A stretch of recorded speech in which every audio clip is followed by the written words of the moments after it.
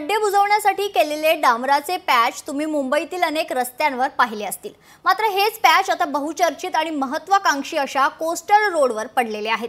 आधी खड्डे पडले आणि आता ते खड्डे लपवण्यासाठी डांबराचे पॅच टाकण्यात आलेले आहेत। त्यामुळे कोस्टलवर खरतर सध्या सर्वत्र डांबराचे पॅच दिसू लागलेत। पाहूयात याबाबतचा एक सविस्तर रिपोर्ट।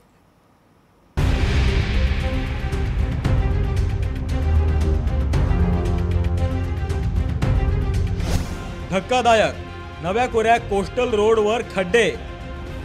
कोस्टल रोडवर खर्च केलेले कोट्यवधी रुपये खड्ड्यात। पंतप्रधान मोदींकडून दखल, प्रशासनाला जाग येणार।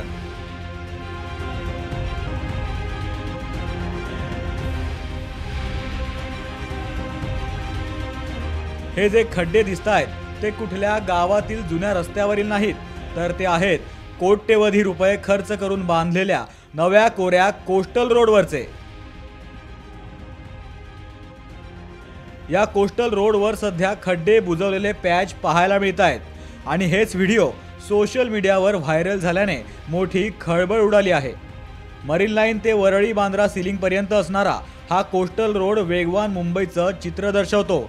मात्र त्याच वेगाला आता स्पीड ब्रेकर असल्यासारखे हे पॅच मुंबईकरांचं लक्ष वेधून घेत आहेत। कोट्यवधी रुपये खर्च करून सुद्धा अगदी पावसाळ्यापूर्वीच या संपूर्ण रोडवरती काहीसे खड्डे पडले आणि हे संपूर्ण जे खड्डे आहेत ते बुजवण्यासाठी मुंबई महानगरपालिकेने यावरती डांबराचे पॅच सुद्धा आपल्याला केले पाहायला मिळत आहेत। या संपूर्ण पॅचमुळे काहीसा उंचवटा जो आहे तो या संपूर्ण रस्त्याच्या मधोमध आपल्याला आलेला पाहायला मिळतो। यामुळे अनेक वाहन चालकांना याचा काहीसा त्रास आपल्याला होताना पाहायला मिळत आहे।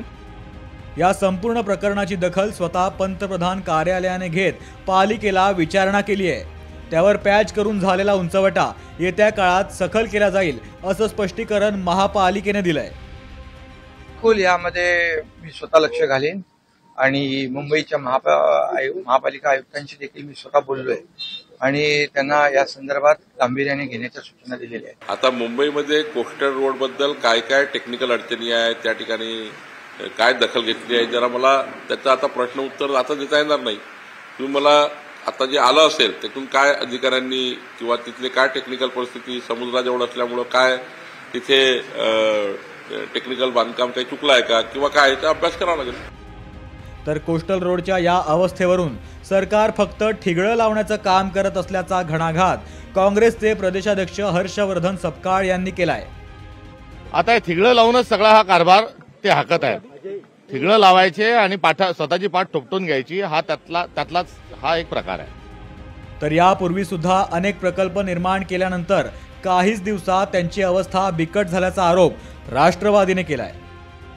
रस्त्यामध्ये खड्डा की खड्ड्यामध्ये रस्ता असंच काहीतरी भाग आहे। म्हणजे सगळ्या जेव्हा काम नव्हे, रोड नव्हे, प्रोजेक्ट नव्हे, त्याच्यातले पैसे, त्याच्यातले आपले इन्कम, त्याच्यातले आपले कमिशन जर हे भाग असतील तर ह्याच प्रकारचे काम आणि दर्जा दिसणार आपल्याला कोस्टल रोड हा सरकारचा महत्त्वाकांक्षी प्रकल्प आहे।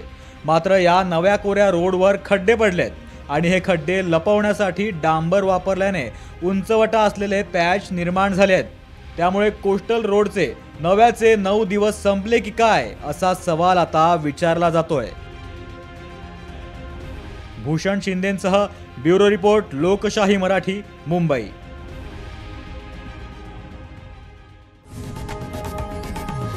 लोकशाही मराठी ऐका, पहा, जागरूक रहा।